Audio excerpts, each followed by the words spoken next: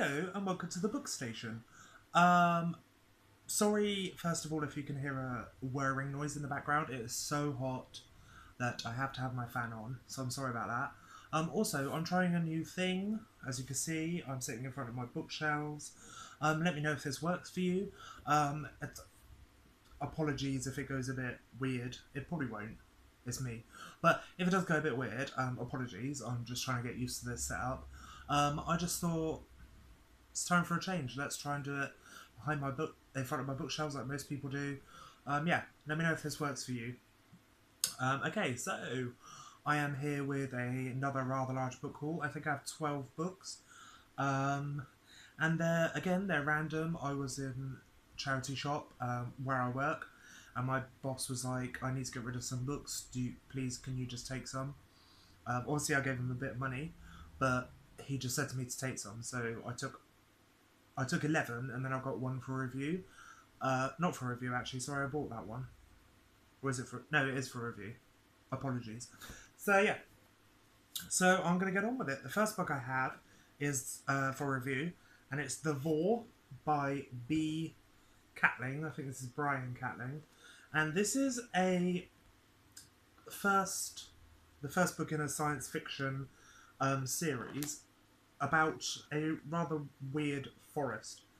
It says the Vor is a vast, perhaps endless forest, sentient and magical, a place of demons and angels, of warriors and priests. Legend holds that the Garden of Eden still exists at its heart. Now a renegade foreign soldier intends to be the first human to traverse its expanse. Fact and fiction blend, the hunter will become the hunted, and humanity's fate will hang in the balance. This was sent to me by Coronet, so thank you to them. And yeah, it looks really exciting. I've read the prologue, which is only 3 pages, but it's pretty creepy and weird. But yeah, so that's The Vor by B. Catling. The next book I picked up, the rest of these books, like I said, are from work because my boss said just take some. So I have The Beach by Alex Garland. Lovely cover. And as we know, this is a classic. It says the cult classic of Paradise Found and Lost. And it says, Richard travels to East Asia in search of an earthly utopia. In Thailand, he finds a map promising hidden beaches, clear water, and beautiful people. But what Richard discovers there changes him, and soon his personal heaven has become a terrible hell. I've heard amazing things about this. Alex Garland has written a lot of kind of cult type books. Like, I don't know what the word is. He wrote, is it The Grid? I can't remember, or Tessellate or something. But anyway, yeah. So that's that one. And yeah, like I said, I like this cover. It's got a nice skull on the beach there.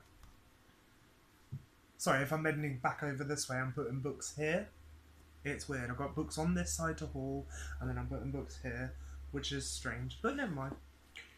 Okay, the next book I have, I'm sorry if this cover offends people. When I first saw it, I was like, I don't think I can show that on camera, but I'm going to. So this is Dead Funny, Humour in Hitler's Germany by Rudolf Herzog. Obviously if I turn it this way, you'll be able to see who it is. I think you could tell anyway, because everybody knows that man right there. So yeah, it says jokes told about Hitler and the Third Reich. So there's a couple of examples on the back. Hitler visits a lunatic asylum where the patients all dutifully perform the German salute. Suddenly, Hitler sees one man whose arm is not raised. Why don't you greet me the same way as everyone else? He hisses. The man answers, Mein Führer, I'm an old... Mein Führer, I'm an orderly, not a madman. So, I mean, that is quite funny. I thought this was different, but like, I don't know. I think it's going to be funny. What the hell is that? Can you see that on there? What is that when it's at home? I don't know, but I can't get off. Yeah, but I thought the content sounded funny, so I picked it up. Okay, I then picked up Shite's Unoriginal Miscellany by A Parody. And I believe A Parody is not just a parody. I think that is his actual pen name. And again, this is just art. I'll read you what it says. Extensively researched, eccentrically compiled, and irresponsibly written, this essential handbook is far from being just another collection of useless information. It is, in fact, a collection of more than 250 pieces of useless, misleading, and possibly dangerous information. I think they're all real. On the back, there's a picture of a guy holding an envelope, and it says, carrying a large, flat parcel. To carry a large picture or the like, tie a piece of stout string around the object in each direction. The horizontal string must be at such a distance from the top that the hand can reach it conveniently. So I think it's just a collection of useless and ridiculous instructions on how to do things, how to use everyday items and stuff. So yeah, I thought I would pick it up. I love the glaring yellow cover as well. I then have a sci-fi novel. This is Revelation Space by Alistair Reynolds. I'm not sure if this is part of a series or what, but she big. I'll tell you how big. Over 600 pages. But it says, 900,000 years ago, something wiped out the Amarantin. Maybe it was pure bad luck that their star chose to flare just when they were on the verge of discovering spaceflight. Or maybe luck had nothing to do with it. For the human colonists now settling the Amarantin homeworld... What? Okay. Now settling in the Amarantin homeworld Resurgam, it's of little interest, even after the discovery of a long-hidden Amarantin city and a colossal statue of a winged Amarantin. But brilliant, ruthless scientist Dan Sylvester will stop at nothing to get at the truth, even if it costs him everything. The Amarantin were wiped out for a reason, and danger is closer and greater than even Sylvester imagines. So it sounds interesting, it's a beast, and I do like sci-fi, even though it's huge. But I'm prepared to give it a whirl. Okay. Sorry, I was just looking at the time. I then have The Guts by Roddy Doyle. Roddy Doyle. Did I say Roddy? I apologise, Roddy. I think this guy used to be in a band. It says, Jimmy Rabbit is back. The man who invented the Commitments back in the 80s is now 47, with a loving wife, 4 kids, and bowel cancer. He isn't dying, he thinks, but he might be. Jimmy still loves his music, and he still loves to hustle. On his path through Dublin, he meets 2 of the Commitments, Outspan, whose own illness is probably terminal, and Imelda Quirk, still as gorgeous as ever. This warm, funny novel is about friendship and family, about facing death and opting for life. I think this is like a companion to another one he wrote called The Commitments. But I don't know, I think maybe I'll be able to read it as a standalone. It sounds good. I've heard The Commitments is really good. So, thought I would give it a shot. I then have something very random. This is The Death Collector by Justin Richards. And it has the most awesome inside. Like, I mean, come on. I don't know what it says, but it says, within the foggy streets of Victorian London, a monstrous secret is about to be discovered.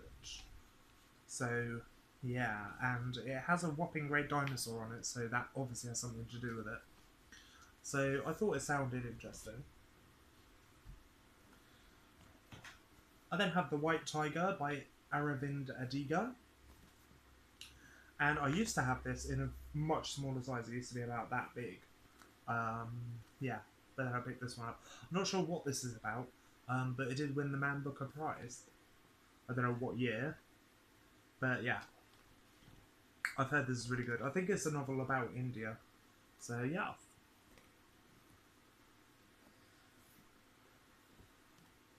I then have The Husband's Secret by Leanne Moriarty. It says, mother of 3 and wife of John Paul, Cecilia discovers an old envelope in the attic. Written in her husband's hand, it says, to be opened only in the event of my death. Curious, she opens it, and time stops. John Paul's letter confesses to a terrible mistake, which, if revealed, would wreck their family as well as the lives of others. Cecilia wants to do the right thing, but right for who? If she protects her family by staying silent, the truth will worm through her heart. But if she reveals her husband's secret, she will hurt those she loves most. And I've heard this is a very good book, and I've heard Leanne Moriarty is a brilliant author. I thought it sounded really good and really creepy. So yeah, I'm looking forward to that one. I then have The Eye of the Falcon by Michelle Paver. I don't know what number this is, but it's part of the Gods and Warriors series. Yeah. All it says on the back is, if an outsider wields the blade, the house of Coronis burns. An endless winter, a plague-haunted land, a dying people. I thought it sounded good. And this woman has written a lot of, like, kind of kids' fantasy books and stuff. So, yeah, and I like this cover a lot. A hell of a lot. So, only 2 more books. So, the next book I have is called Complicit, and it's by Nikki French. I keep saying that, like, I want to get into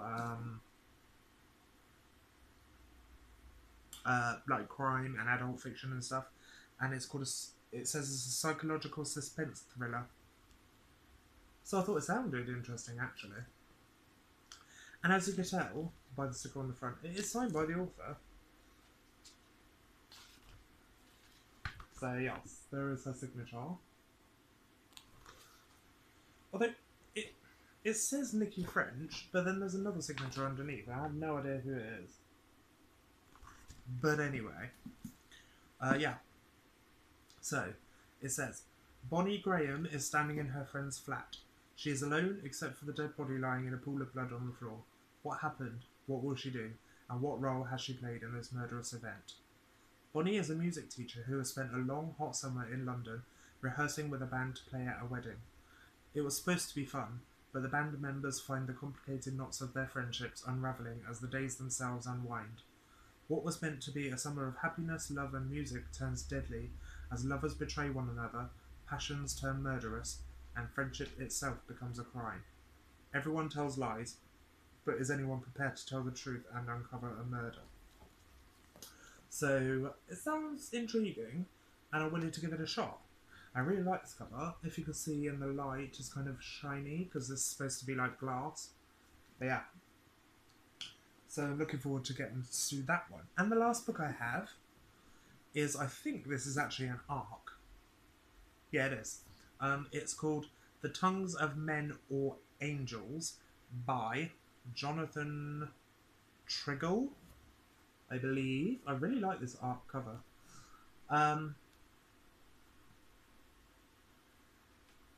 Yeah. I'm just trying to find out when this actually came out, but there's no date or anything on it. So that's interesting. But I thought this sounded really interesting.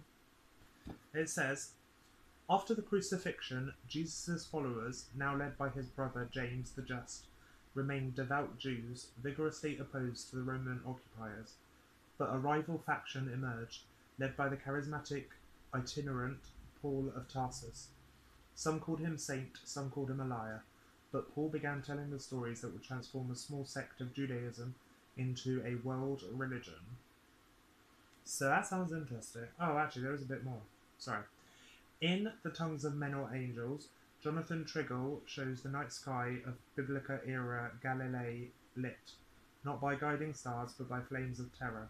He shows contested soil on which miracles were performed and battles raged. He shows men of flesh and of blood, by turns loving and brutal. In so doing, he unseals a tale of the ages.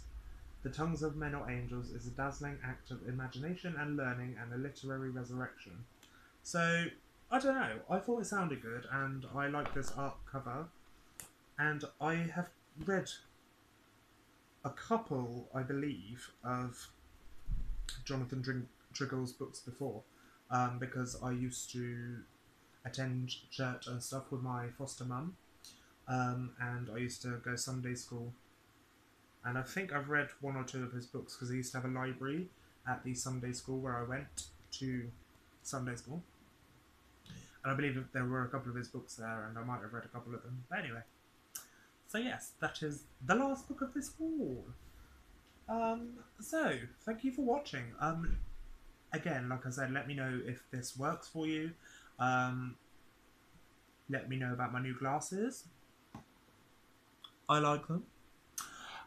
Yeah, and thank you for watching this video. If you liked it, please give it a thumbs up. And if you wish, you may subscribe. And I will see you again very soon. Goodbye.